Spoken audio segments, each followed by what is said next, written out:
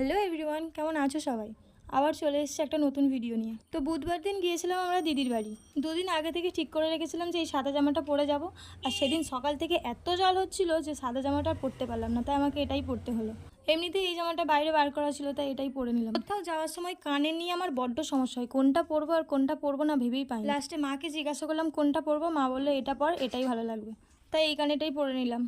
Ready হওয়ার পর টিপ পরতে ভুলে গিয়েছিলাম, এই যে টিপ পরে এলাম। কেমন লাগছে বলো আমাকে? রেডি হয়ে যেই বেরোতে যাব অমনি মনে পড়লো যে হ্যাঁ, আমি ঘড়ি পরতে ভুলে গেছি। কোথাও যাওয়ার সময় ঘড়ি পরাটা আমার মাস্ট, সেটা কুটুম বাড়ি হোক আর পড়তে যাওয়া হোক। রাস্তায় বৃষ্টি এসে গেলে খুলে দেবো তাও আছে, কিন্তু পড়তেই হবে। আমার মুখে তো হাসি কেনা দেখবে, এই দেখো কি পেয়েছি, দেখো কি বলো তো এটা। দিদির বাড়ি যাওয়ার সময় দেখি না রাস্তা থেকে এপার ওপার করছে, পিলপিল করে দৌড়াচ্ছে। অনেক দিনের ইচ্ছা ছিল যে একটা কচ্ছপ পুষবো, আর এটাও পূরণ হয়ে গেল। দেখো দেখেই সঙ্গে সঙ্গে মাকে বলি যাও যাও গিয়ে গুড়ি নিয়ে এসে ঝপ করে। পেতে আমাদের তিনজনের খুশি দেখো। আর এদিকে ঝমঝম করে বৃষ্টি এসে গিয়েছিল। যখন বেরিয়েছিলাম তখনও বৃষ্টি হচ্ছিল, তবে আস্তে আস্তে। যেতে যেতে আরও জোরে জোরে বৃষ্টি এসেছিল। আর এই যে পুরো ভিজে গেছি সবাই মিলে, ভিজে ভিজে চলেও এলাম দিদির বাড়িতে।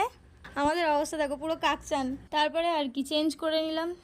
এই যে এইটার জন্যই এত ভিজে ভিজে আসা, জানো।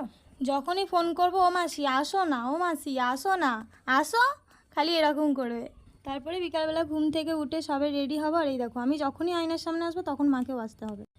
এই যে আমরা তিনজনেই রেডি হয়ে গেছি। দেখো কোথাও যাওয়ার সময় এত সাজাগোজা হবে যে কি বলবো, আর বাড়িতে আসার সময় তখন আর কিচ্ছু নয়, হাড়ও পড়িনি। দেখো আমরা যখন বেরোচ্ছিলাম সে ঘুমাচ্ছিল, আর তাই তাকে আর ডাকলাম না, চলে এলাম।